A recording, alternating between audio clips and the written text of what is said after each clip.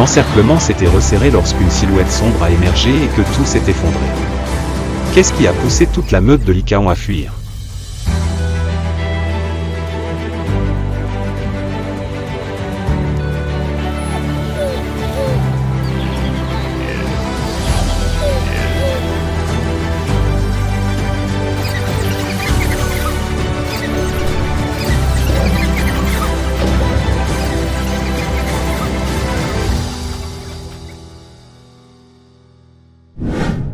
Briser l'encerclement. Le lion mâle a transformé la chasse des Lycaons en désastre. Lyophilie et lion coexistent sur les terres les plus hostiles du continent africain, des prairies brûlées du Serengeti aux forêts clairsemées de Saluti et d'Okavango, où l'eau détermine la survie durant la saison sèche.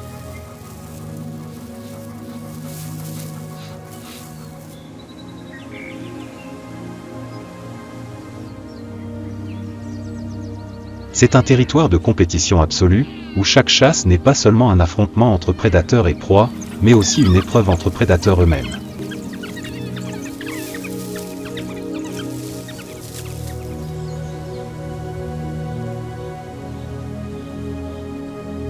Et c'est sur ces terres, au cours de ce qui semblait être une chasse parfaite pour la meute de Lycaon, qu'une force dominante surgit soudainement, déclenchant une série d'événements chaotiques et imprévus.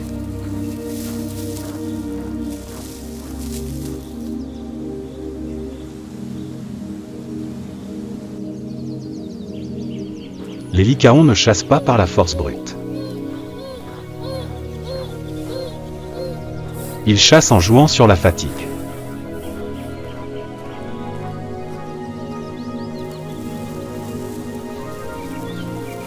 Leur taux de réussite à la chasse est parmi les plus élevés de la savane, car ils sont les cerveaux de la chasse collective.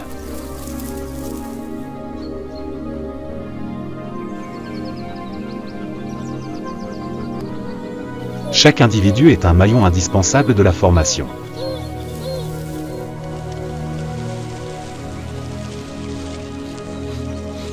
Le meneur maintient un rythme constant, l'arrière bloque la fuite de la proie, et les plus jeunes la forcent sans cesse à zigzaguer, l'épuisant en oxygène.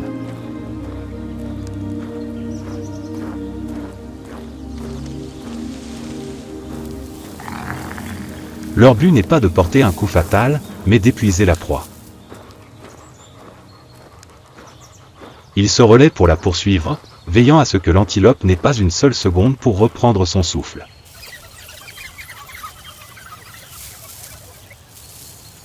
L'antilope est contrainte de courir à toute vitesse, un effort qu'elle ne peut maintenir que peu de temps.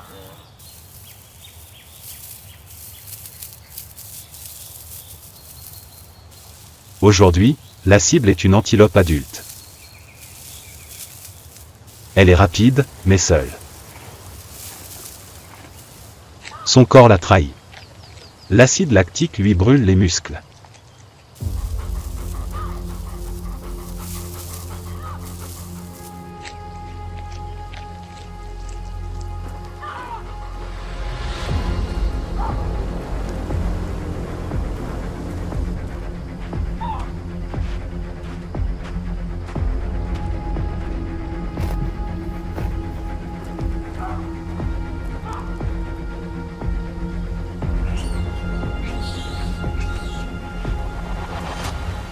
L'encerclement se resserre.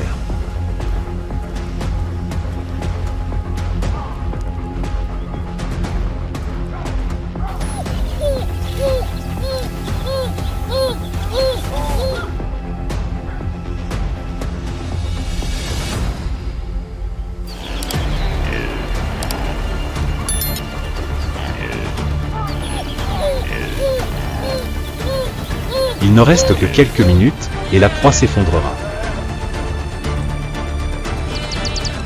C'est une chasse préméditée, une stratégie parfaite sur le point de s'achever. Les chiens sauvages peuvent anticiper la moindre réaction d'une antilope, analyser le terrain et même sacrifier des individus pour maintenir le rythme de la chasse.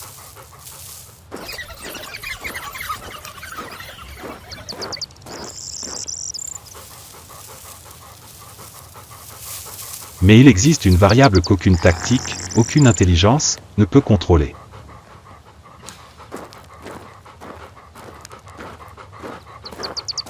Un joueur qui ne respecte pas les règles. Soudain, la tactique s'arrête. Le vent tourne et l'odeur âcre d'un prédateur suprême emplit l'air.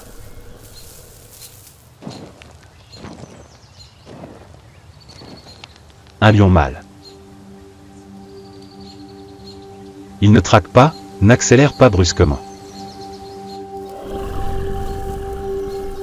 Il émerge simplement, lentement, lourdement. Chaque pas est une affirmation de territoire, une déclaration de puissance suprême.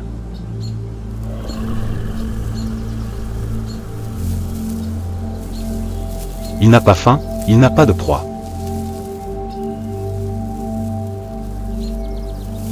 La puissance est sa seule arme.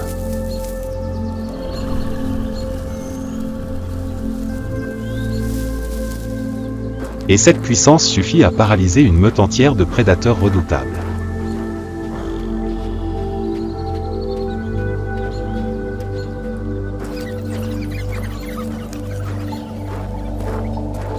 Le lion ne charge pas.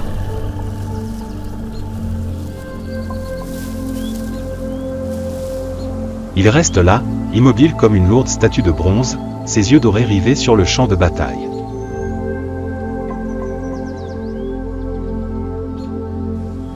Le silence suffocant de la savane est plus terrifiant que n'importe quel rugissement.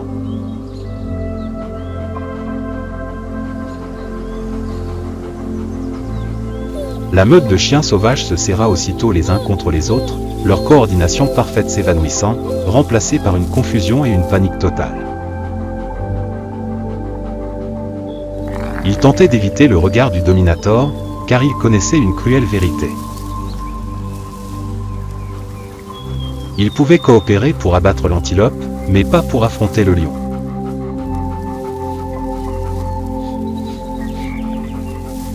Il n'avait pas besoin de tous les poursuivre.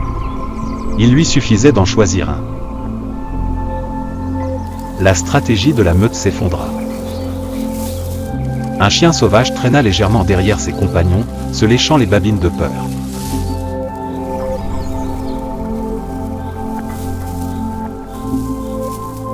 Ce moment d'hésitation suffit à faire de lui une cible potentielle.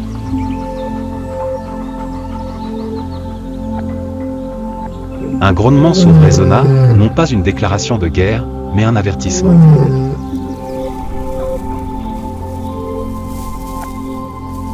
La pression psychologique avait brisé leur lien.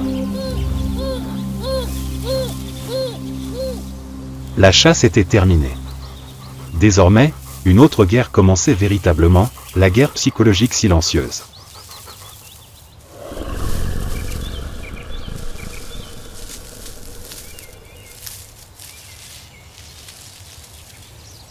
Tout s'écroula en quelques secondes. L'antilope, qui aurait dû être morte, saisit l'occasion de fuir. Elle n'était pas plus intelligente, mais elle aperçut une brèche dans l'encerclement créé par la panique des chiens.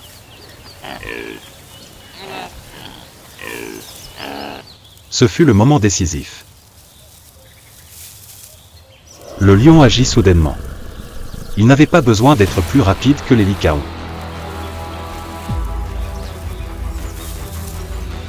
Il lui suffisait de percer leur ligne.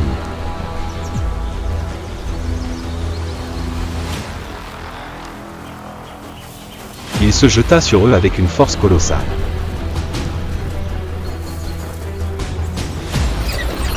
Non pas pour les chasser, mais pour anéantir leur tactique.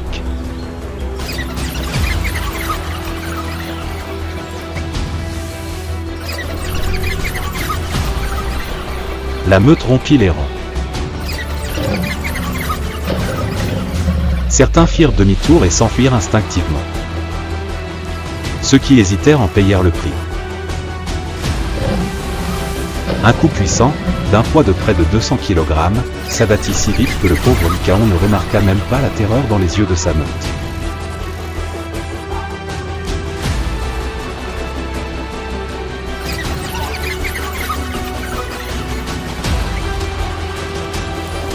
Un petit corps fut soulevé du sol.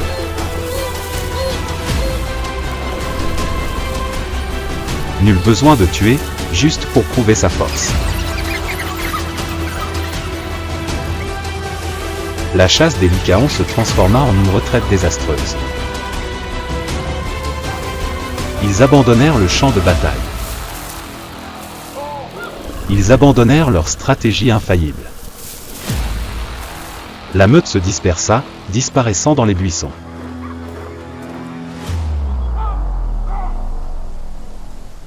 Aucun ne fut tué, mais tous furent vaincus.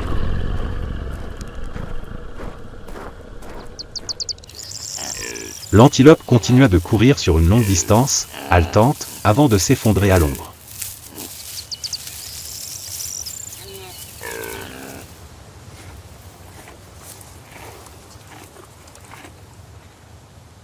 Elle avait survécu, du moins pour aujourd'hui.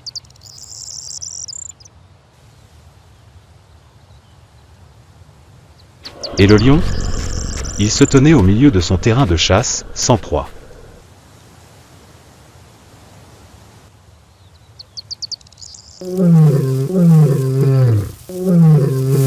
Sans repas.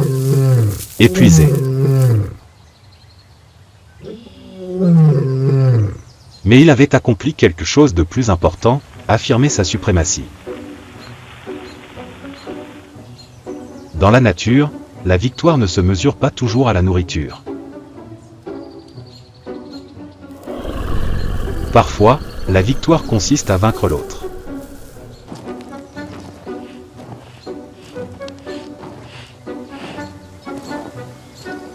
La victoire, c'est réécrire les règles du jeu.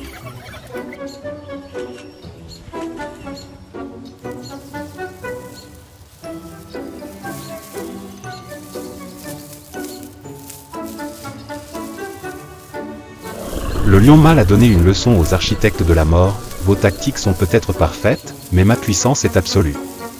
Pour la meute de Lycaon, ce n'était pas leur première défaite.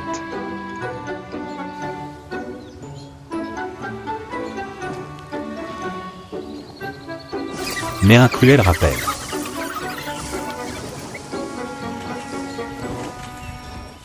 Dans la savane, il n'y a pas de règle juste.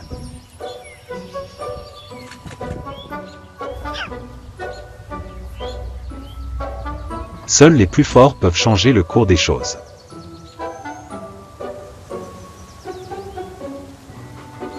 Une meute de Lycaon, symbole de coopération et de stratégie.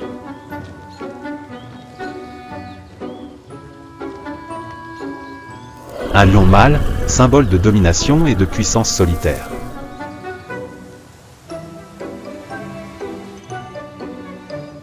Entre eux, un seul instant d'apparition suffit à transformer une chasse en désastre.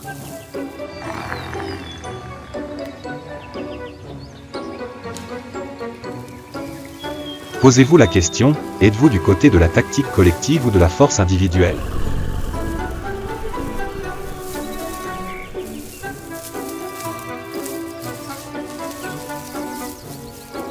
Et si vous étiez la proie, préféreriez-vous affronter un chasseur en surnombre ou un chasseur autoritaire ?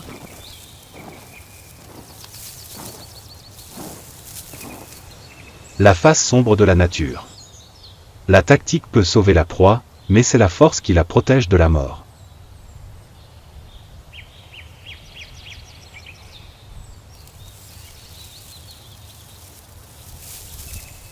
Et l'histoire de cette domination se poursuit.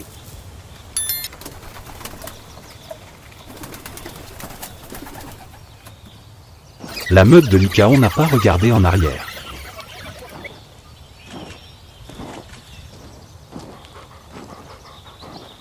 Ils ne regrettaient pas la chasse perdue, car dans leur monde, la survie primait toujours sur la victoire.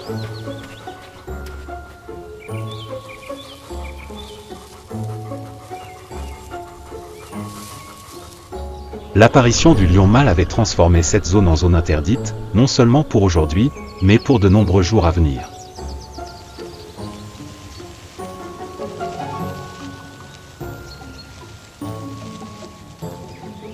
Les Lycaons l'avaient bien compris.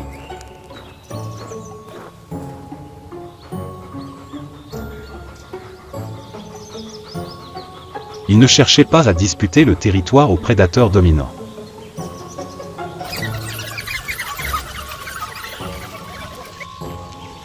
Ils battirent en retraite, silencieusement et résolument.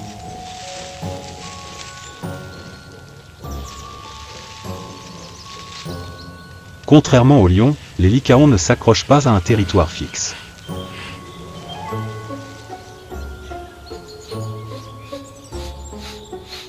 Ce sont de véritables nomades de la savane.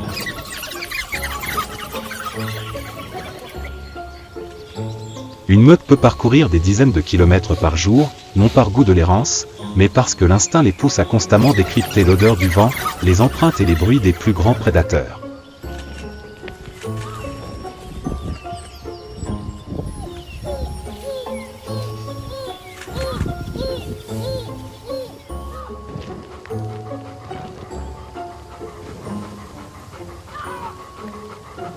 Chaque décision de s'arrêter ou de continuer est un calcul de survie. Y a-t-il des proies? Y a-t-il de l'eau? Et surtout, y a-t-il des signes de lion ou de hyène?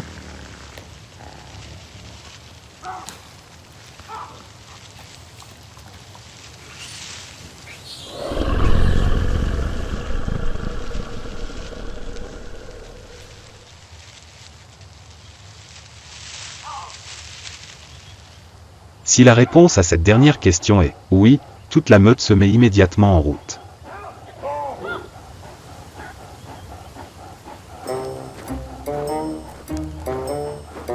Les lycaons sont nés pour ces longs et pénibles voyages.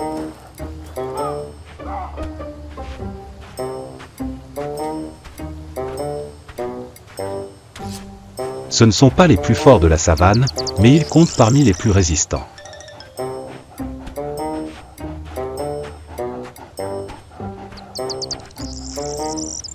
Leur cage thoracique profonde abrite de grands poumons, leurs longues pattes aux tendons robustes leur permettent de maintenir une allure constante sur des kilomètres, et leur système cardiovasculaire unique les empêche de surchauffer aussi rapidement que les grands félins.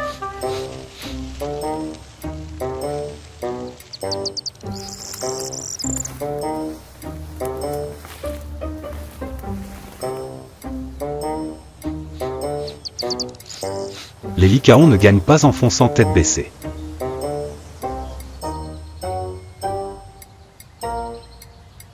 Ils gagnent en ne s'arrêtant jamais, forçant leur proie à courir jusqu'à l'épuisement.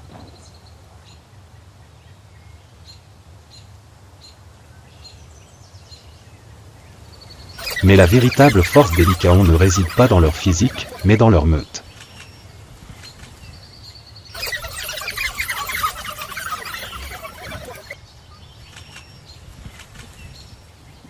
Un individu isolé n'a quasiment aucune chance de survie, mais ensemble, ils ne font plus qu'un.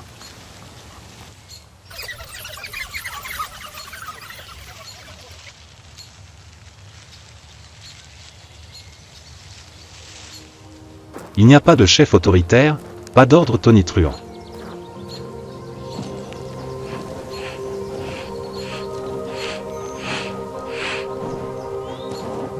Chaque chien occupe une position, un rôle au sein de la meute, l'un impose le rythme, l'autre coupe la fuite, l'un force la proie à changer de direction.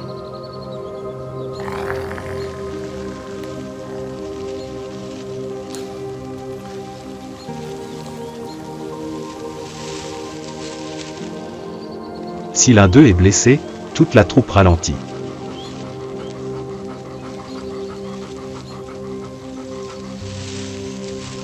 Si l'un a faim, la nourriture est partagée. Grâce à ce lien indéfectible, ils ne peuvent se permettre d'affronter les lions.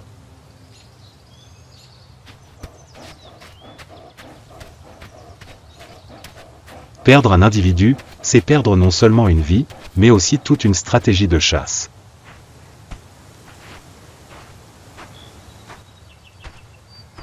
Au cœur de toutes ces décisions se trouvent les femelles.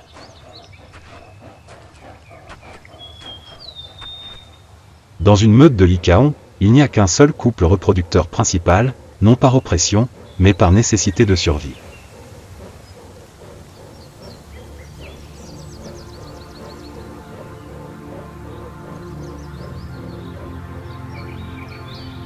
Chaque meute ne peut subvenir aux besoins que d'une seule génération à la fois.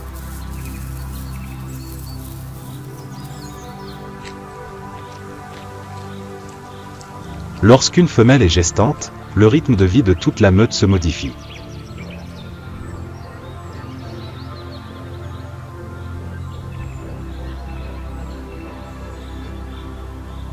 Les chasses s'intensifient, les mâles partagent leur nourriture et les lieux de repos sont toujours choisis près de la tanière, l'endroit le plus sûr.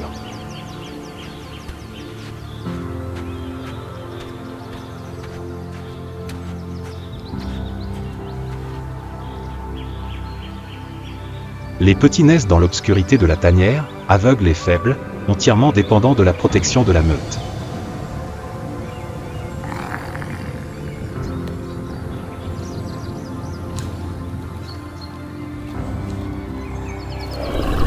C'est pourquoi la meute de Lycaon ne peut se permettre d'affronter des prédateurs comme les lions.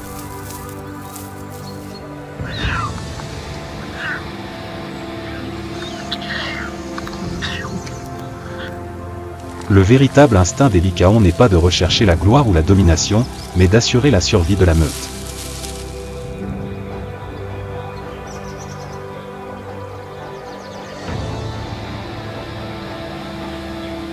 Une chasse infructueuse est acceptable.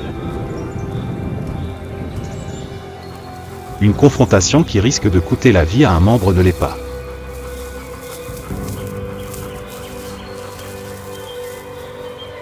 Par conséquent, lorsque la force est en jeu, la tactique de la disparition disparaît.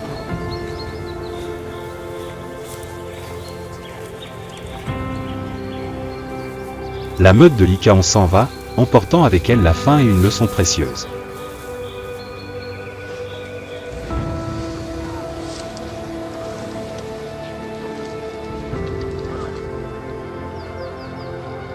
Ailleurs, loin de l'ombre du prédateur dominant, une nouvelle chasse commence, ne laissant derrière elle que la loi de l'épuisement et la course effrénée vers la ligne d'arrivée.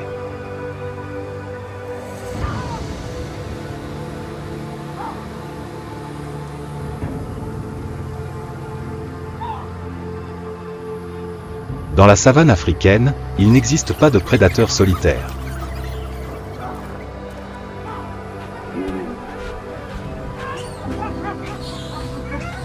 Chaque chasse laisse une trace, et chaque trace peut en attirer une autre.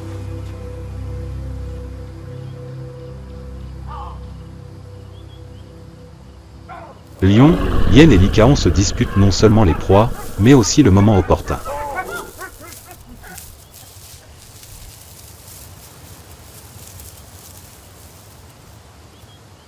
Le lion incarne la puissance absolue, sa simple apparition lui permet de s'emparer d'une proie sans avoir à fuir.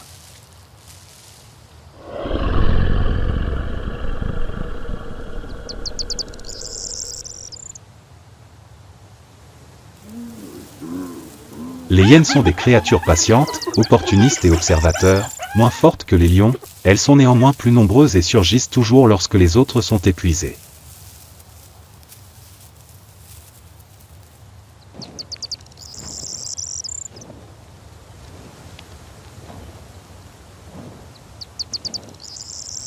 Les Lycaons sont les architectes de la chasse, épuisant leur proie par la tactique et la vitesse, mais sont alors plus faibles une fois la proie à terre.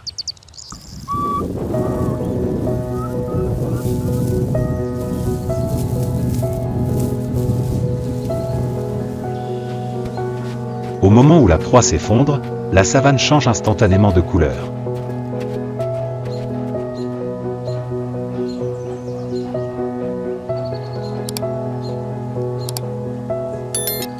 Avant même que les Lycaons n'aient pu commencer à la déchiqueter, des têtes se dressent simultanément.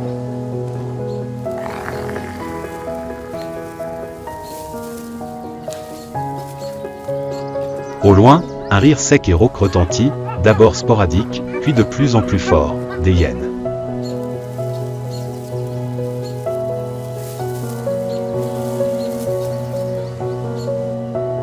Elles ne chargèrent pas immédiatement.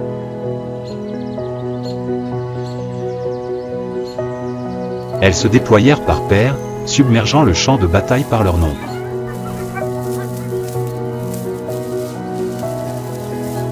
Les Lycaons furent contraints de manger rapidement, déchirant et lacérant chaotiquement, engloutissant de gros morceaux de viande sans avoir le temps de choisir.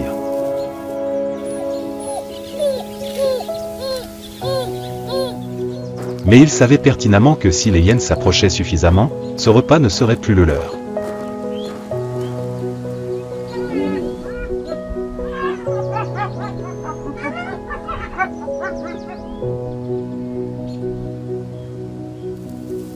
Soudain, le vent tourna.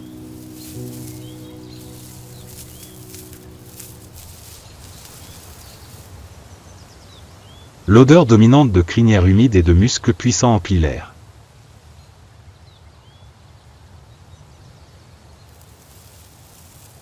Un lion émergea des buissons.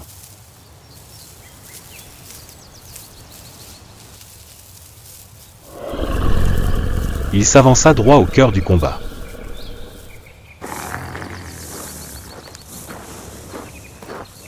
Les hyènes s'arrêtèrent aussitôt.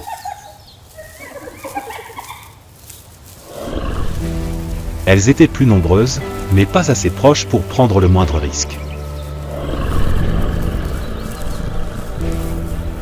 Les Lycaons, eux, étaient différents, ils comprirent qu'il ne s'agissait plus d'une simple lutte, mais d'une question de vie ou de mort.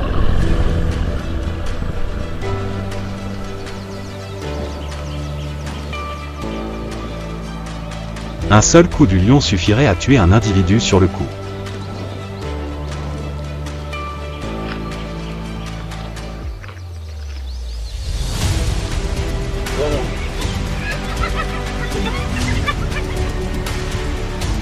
Le lion bondit. Visant droit sur sa proie, le combat s'engagea.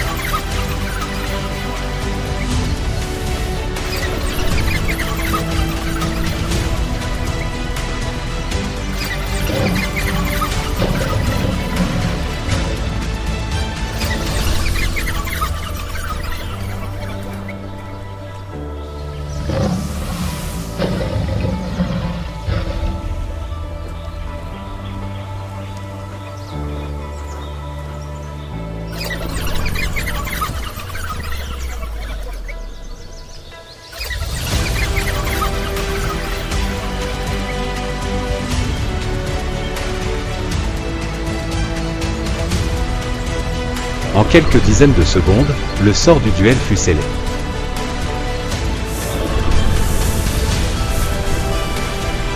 La meute de Lycaon battit en retraite, se dispersant rapidement pour éviter d'être prise pour cible. La hyène garda ses distances, attendant patiemment une autre occasion.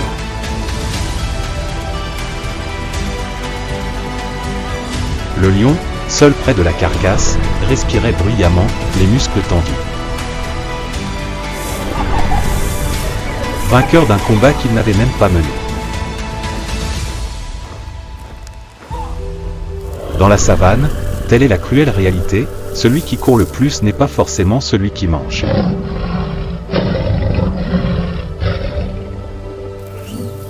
Et le véritable combat ne commence que lorsque la proie est à terre. De quel côté êtes-vous dans cette lutte?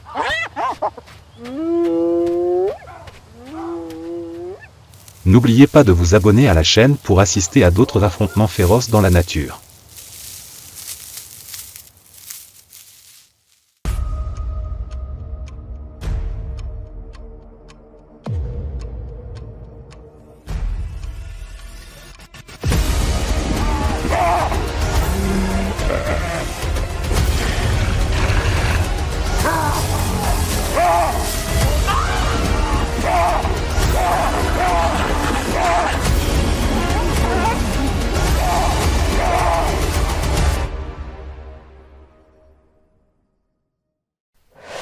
Survie éthiopienne. La revanche du clan des Babouins.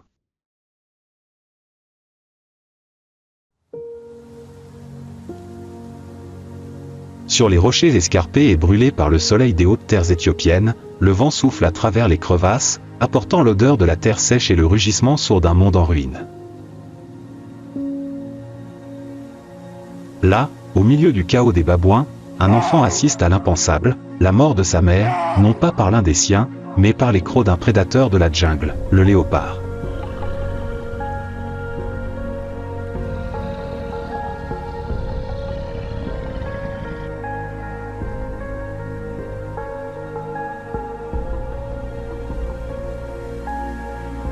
Les hautes terres éthiopiennes sont enveloppées d'une fine brume.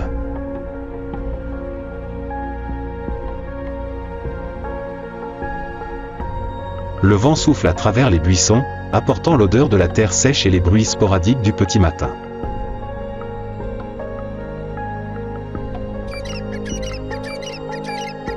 Une volée de francolins fouille les feuilles à la recherche de vers, puis s'élève tandis que les cris des babouins résonnent dans le canyon.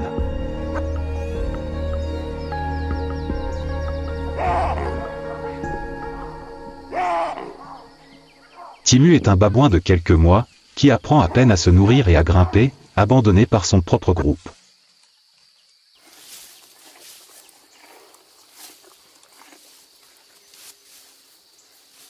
Sa mère est morte depuis longtemps, tuée par un chasseur.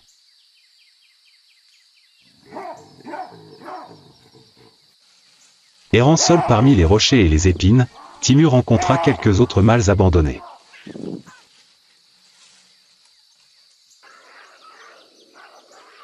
Mais ensuite, dans le froid et la faim, ils apprirent à partager chaque fruit, chaque ombre et chaque chaleur.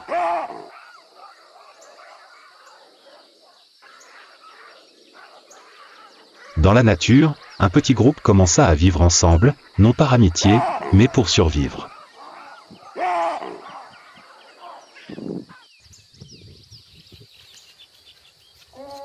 Les années passèrent. Personne n'apprit à Timu comment survivre.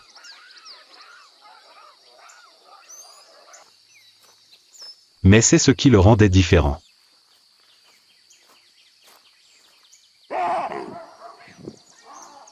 D'un faible lionceau abandonné par la meute, Timu devint peu à peu un individu robuste.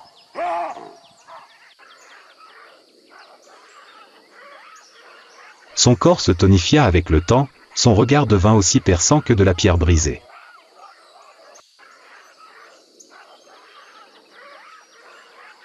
La peur ne le faisait plus trembler, alors Timu observa silencieusement et se souvint de tout. Personne ne pensait que Timu survivrait. Mais parmi les épines et les prédateurs aux aguets, il vivait encore. Timu apprit à suivre les pistes de nourriture, à éviter les griffes des ennemis, à choisir l'abri le plus sûr pour passer la nuit. Un jour, toute sa meute fut remarquée par une lionne. Ce regard ambré les suivit pendant des jours. Cette silhouette jaune apparaissait souvent au crépuscule, forçant Timu et ses compagnons à modifier leurs habitudes de voyage et de recherche de nourriture. Mais ce danger même les força à développer un réflexe guerrier, communiquer silencieusement par les yeux, coordonner leurs actions en silence et toujours se préparer au pire. Dans l'esprit de Timu, la mort de sa mère ne s'estompait jamais. Ce n'était pas un simple souvenir, mais un objectif. Mais avant de pouvoir se venger, Timu savait qu'il devait être assez fort et changer un monde qui pourrissait de l'intérieur. Chaque blessure, chaque nuit froide et sans sommeil, chaque fois qu'il était presque déchiré, tout cela transformait Timu en un individu différent, coriace, intelligent et dangereux.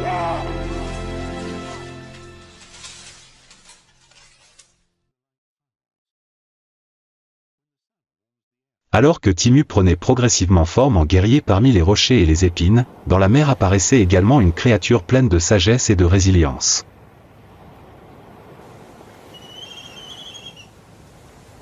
Au fond d'une vallée où les singes avaient établi leur campement, tandis que la nuit tombait comme un épais manteau de velours, un rire grave et strident retentit, non pas joyeux, mais chargé de sens.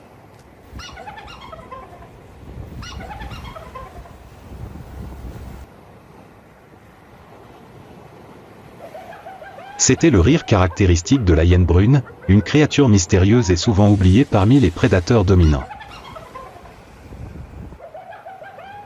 Parmi eux, Narka se démarquait, une hyène femelle qui avait vécu assez longtemps pour voir 2 générations de babouins changer de trône.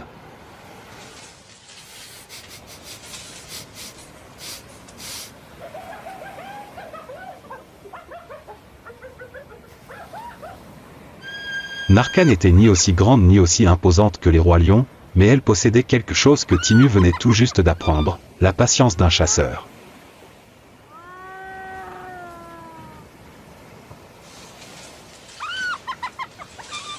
Narka n'était pas seulement un fantôme parmi les rochers, c'était aussi une opportuniste audacieuse dans des endroits où d'autres s'aventuraient rarement, les vents salés et froids de la côte éthiopienne.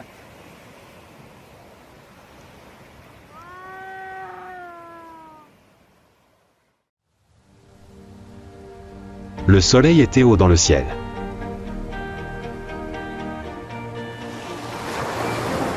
La mer reflétait la lumière crue du soleil, projetant des taches de lumière vive sur les rochers.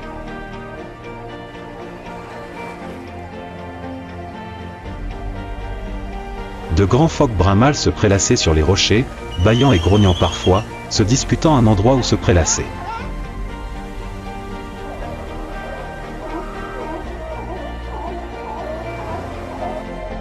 Non loin de là, des oisillons de quelques semaines à la fourrure pâle et tachetée dormaient au bord de l'eau, insouciants au milieu du murmure des vagues et de la brise marine salée.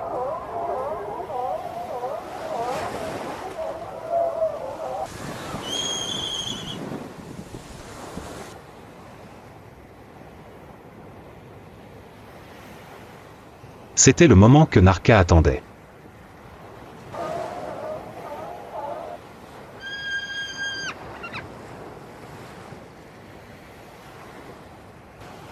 Traversant les sables mouvants, passant devant les buissons épineux du rivage, Narka s'arrêta brusquement. Ses cheveux se hérissèrent.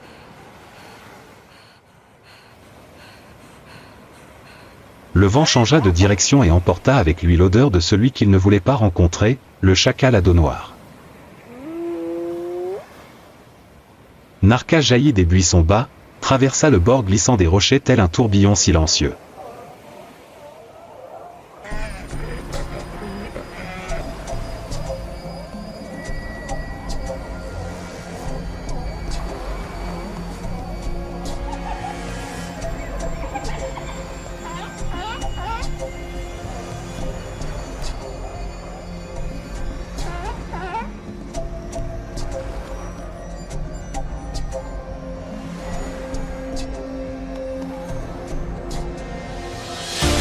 Pas de feu.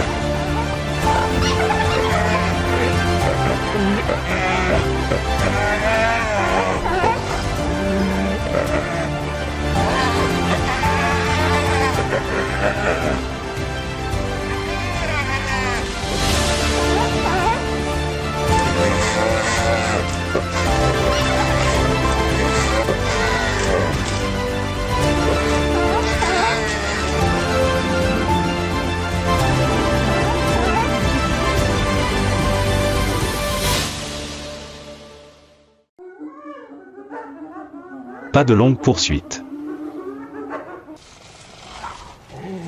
Juste un coup précis et un repas copieux pour ces petits par un après-midi frisquet.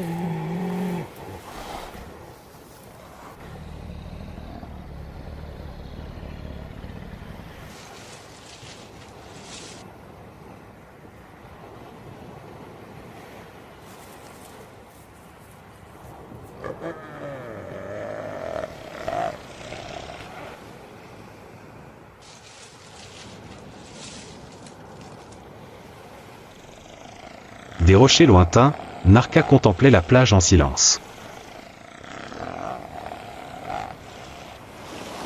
L'eau scintillait d'argent, comme si de rien n'était.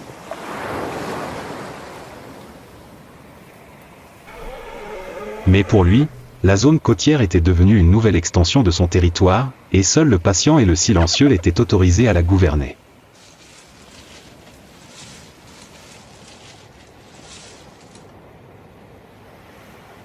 Alors que le crépuscule s'étendait sur le sable, Narka entra dans l'entrée de la grotte où les petits yeux brillaient intensément.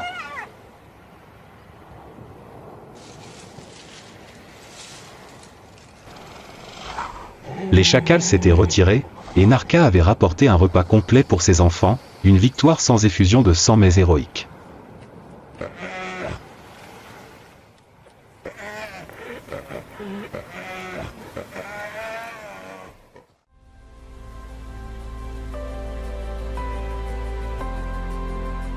Tandis que les enfants de Narka dormaient au chaud parmi les rochers froids, au cœur du plateau aride, une autre société devenait lentement instable.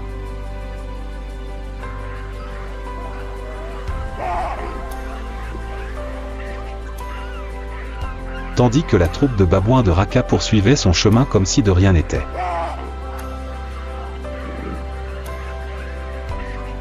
Mais le vent était différent. Personne dans la troupe n'osait le dire à voix haute, mais l'odeur de l'herbe brûlée, le bruissement des feuilles et le regard de plus en plus silencieux des femelles lui indiquaient que quelque chose approchait.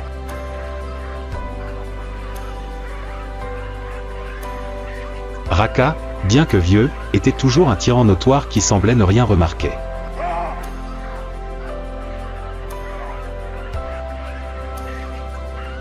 Il était toujours assis sur le haut rocher qui avait été son trône invisible pendant tant d'années. Sa crinière noire était déjà striée d'argent, mais son regard était toujours féroce. Il grognait lorsqu'un jeune mâle s'approchait trop d'une femelle, découvrant les dents d'un air menaçant malgré ses genoux moins forts qu'autrefois.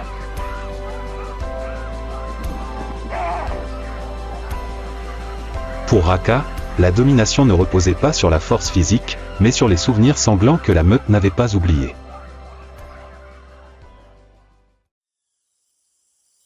Jusqu'à un matin.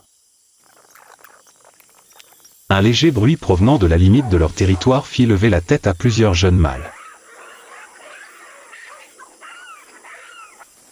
Une ombre apparut, pas vraiment étrange, mais pas familière non plus. C'était Timu. Il n'était plus le faible chassé des années auparavant. Il était revenu, plus grand, plus musclé, le regard aussi perçant que la pierre brisée.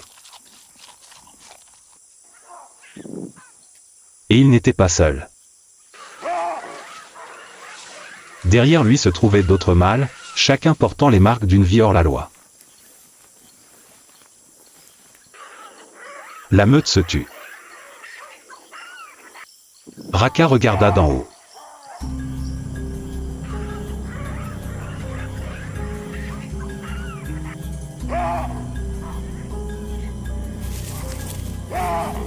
Pour la première fois depuis de nombreuses saisons de reproduction, ses yeux n'étaient pas remplis de colère, mais de considération. Le rugissement féroce de Raka fendit l'air comme un couteau.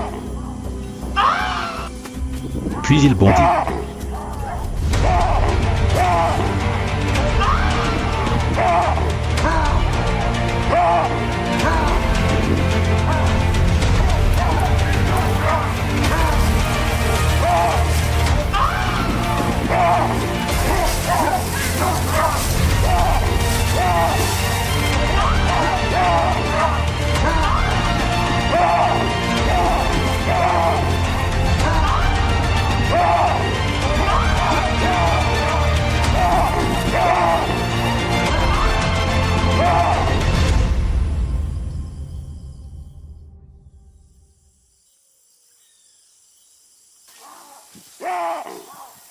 Après avoir renversé Raka, Timu ne rétablit pas la tyrannie. Il partagea son influence avec ses alliés, laissa ses enfants choisir librement et utilisa le prestige plutôt que les crocs pour diriger. Les singes entrèrent progressivement dans une période de stabilité, découvrant pour la première fois ce qu'était la paix. Mais dans la nature, la paix n'est qu'une mince enveloppe qui cache le danger.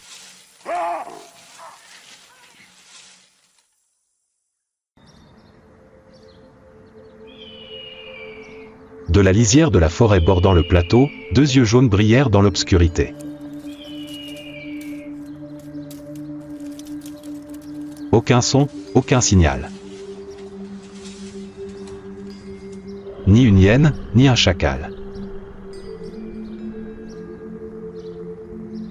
C'était un léopard, celui qui avait tué la mère de Timu des années auparavant. Et il attendait. Le nom de Moru résonnait comme le vent sifflant à travers la canopée. Une femelle léopard, moins grande que le mâle de son espèce, mais plus rapide, plus discrète et plus impitoyable que n'importe quel chasseur de la forêt bordant le plateau. Elle n'était pas seulement une chasseuse, c'était une mère.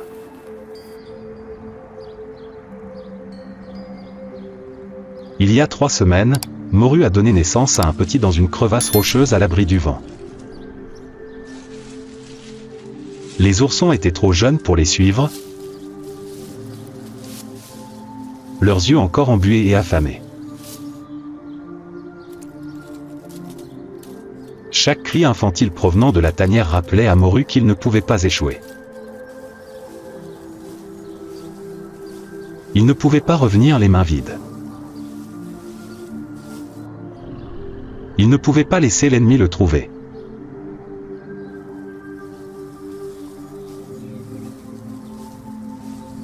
Au-dessus, la forêt sèche s'agitait dans la brise matinale.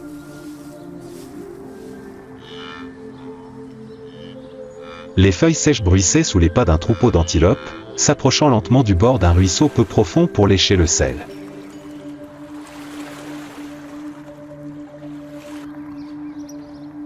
Non loin, des mangoustes rayés se cabraient, se relayant pour surveiller leur plus petit groupe à la recherche d'insectes.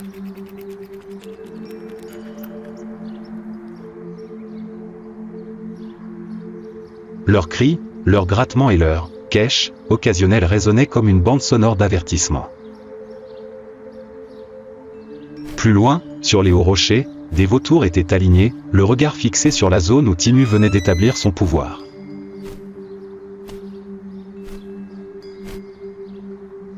Ils n'atterrirent pas, mais ne partirent pas, car ils sentaient clairement l'agitation qui couvait encore sous cette fragile couche de paix.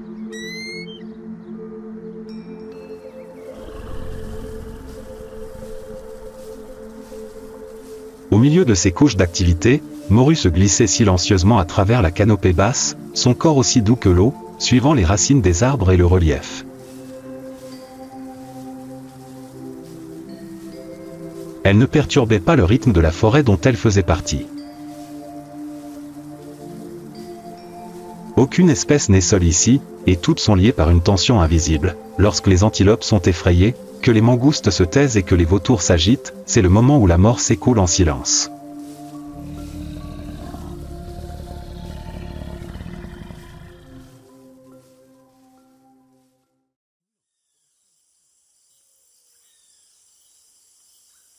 L'après-midi tombe sur le plateau éthiopien, les dernières lueurs du jour se répandent en une fine poussière dorée.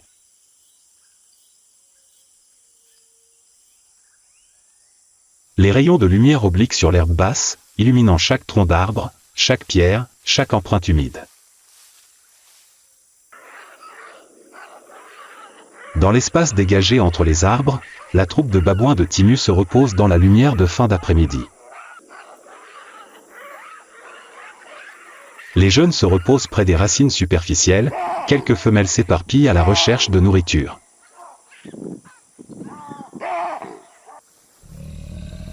Au loin, l'obscurité venue de l'ouest recouvre peu à peu le paysage. Moru, traquant près du sol, son corps se fondant dans l'herbe brun clair. Le vent est favorable. Il ne se cache pas dans les arbres. Il n'en a pas besoin. Pour les léopards, si le sol est suffisamment plat, la lumière suffisamment vive et les babouins suffisamment libres, la hauteur n'est pas nécessaire, seule la distance et le timing sont importants.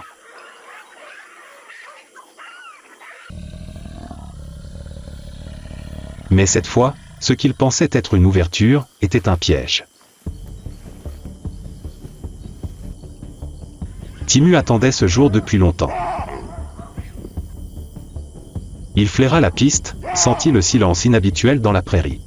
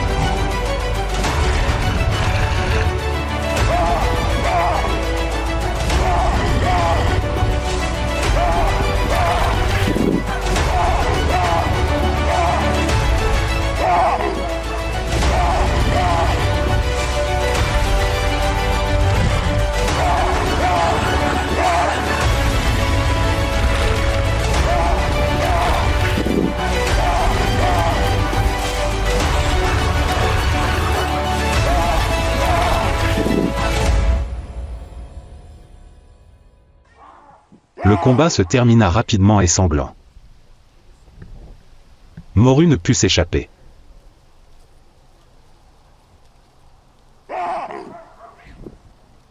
Lorsqu'il tomba, ce fut le cas.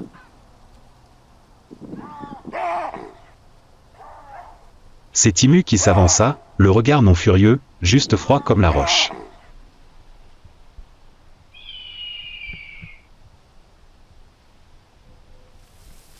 Il n'avait pas besoin de crier. Il n'avait pas besoin de se mettre en avant.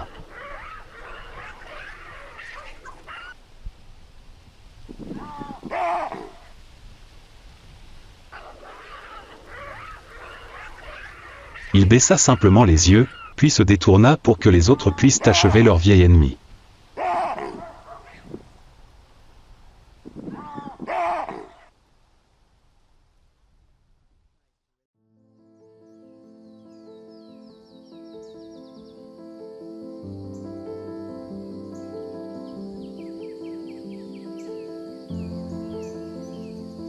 Dans l'obscurité épaisse des hauts plateaux éthiopiens, où la vie n'autorise ni romance ni pardon, une dette de sang fut enfin payée.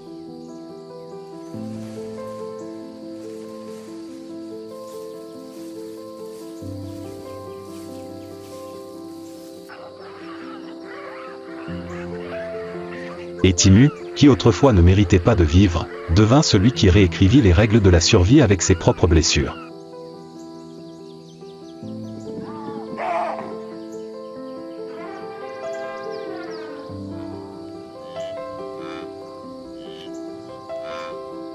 Que pensez-vous des histoires de survie?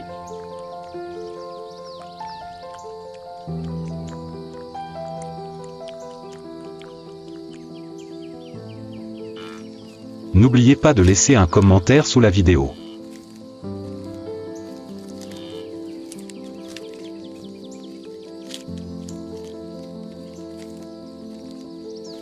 Abonnez-vous pour ne rien manquer des prochaines histoires de survie issues de la nature.